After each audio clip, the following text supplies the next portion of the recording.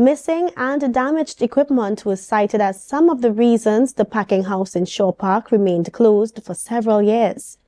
Tadco reopened the facility today after staff came together to clean and repaint it.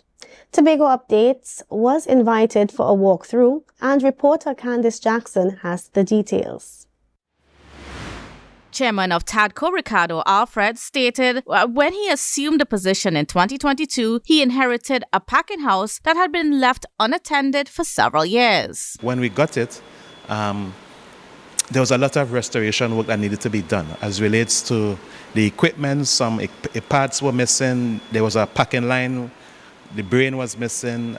Some of the Tadco staff didn't have access to certain rooms. The building was assessed by civil engineer Dr. Ellis Boris, and Tadco staff worked on weekends over the past 2 months to repaint and prepare it. The cost to paint this building would have been in excess of over maybe 300,000+. So far, I believe we would have spent maybe about 15% of that. Alfred noted that budget constraints had previously prevented them from prioritizing the packing house, leading them to focus instead on the capital of paradise. However, Secretary of Food Security, Natural Resources, the Environment and Sustainable Development, Letitia Charles Panton, explained that this year they were able to make the packing house a priority. It is impossible to fix everything at the same time, given that we don't have the resources, and every year we'd have to prioritize the projects that we can complete. Processing manager Natalie Allen stated that the packing house provides equipment to assist agro-processors, including machines for cutting potatoes and other tubers into crinkle-cut fries, as well as multifunctional leaf cutters, grinders, and dicers. Carrots, whatever you want to dice,